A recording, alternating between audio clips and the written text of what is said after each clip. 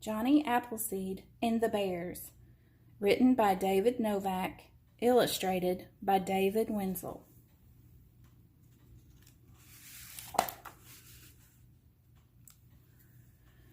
One sunny day in early October, Johnny Appleseed hiked up a wide mountain meadow.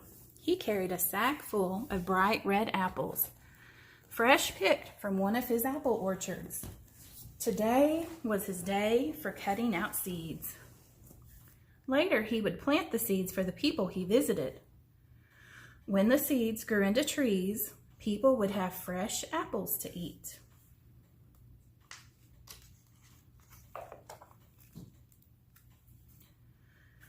Johnny leaned against a sun-warmed rock in the middle of that bright meadow.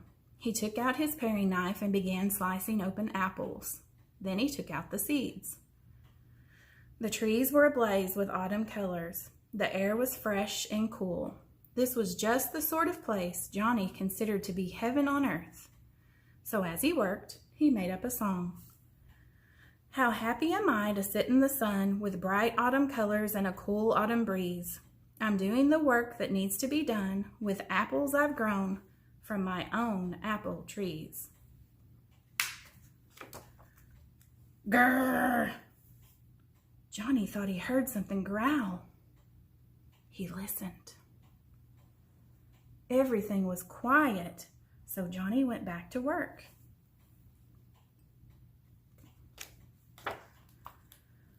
Grrr!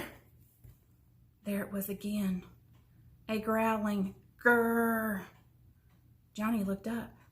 At the edge of the woods, he could see a dark shadow. Out of that shadow stuck a black, shiny nose. Attached to that nose was a big black bear. Johnny knew a thing or two about bears. Johnny knew that bears sleep in the winter and don't wake up until spring. Johnny knew that autumn is the time when bears are always eating to get ready for their long winter sleep. Johnny also knew that bears will eat anything. They might even eat Johnny Appleseed.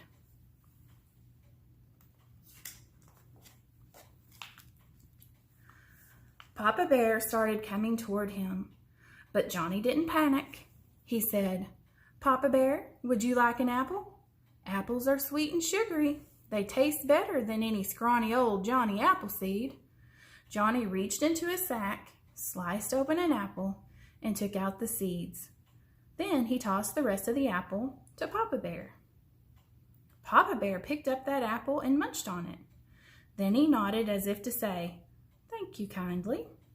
Johnny said, "Don't mention it, friend. I'm glad to be of service." Papa Bear turned around and walked off into the woods. Grrr! Grrr!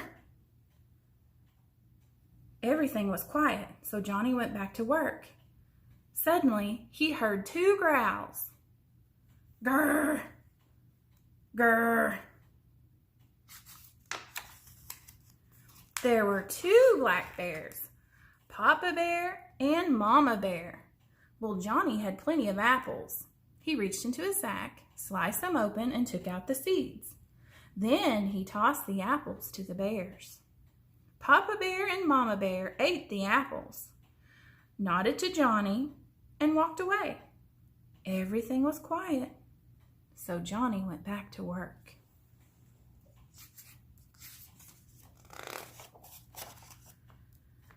Grrr!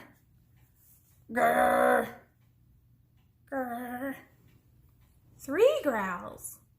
There was Papa Bear, Mama Bear, and Baby Bear. Once again, Johnny reached into his sack, sliced open some apples, and took out the seeds. Then he tossed the apples to the bears. Once again, the bears ate the apples, nodded to Johnny, and walked away.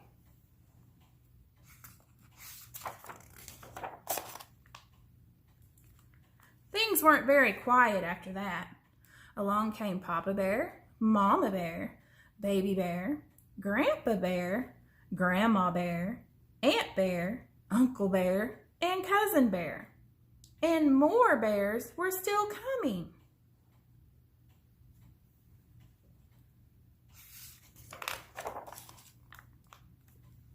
Soon, all of the bears on the mountain came into the meadow for a big bear picnic.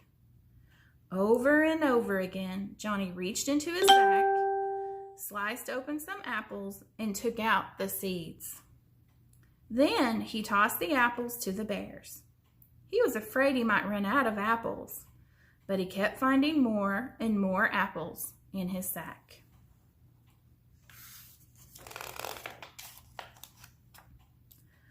Finally, all of the bears were full. They stretched out in that meadow and looked at Johnny with big, shining black eyes.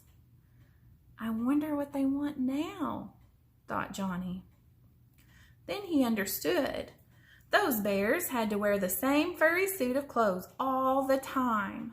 They were bound to itch. So Johnny stepped among the bears, giving them scratches. The bears stretched and yawned. One by one, they fell asleep.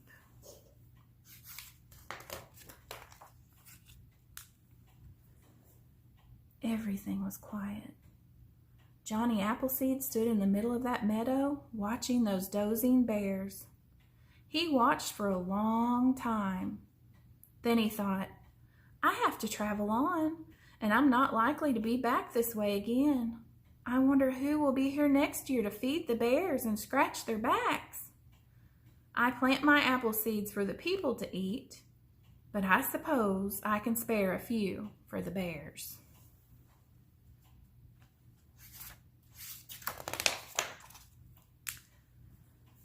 So Johnny stepped among the bears once more. This time he planted seeds, one for each bear. Finally, he picked up his sack and tiptoed away.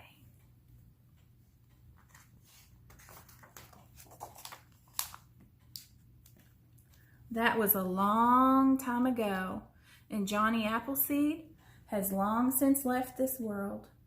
But his apple trees are still there.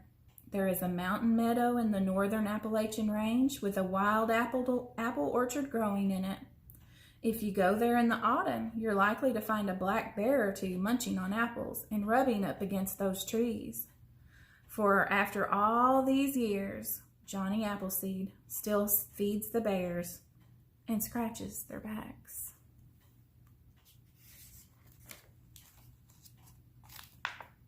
The end.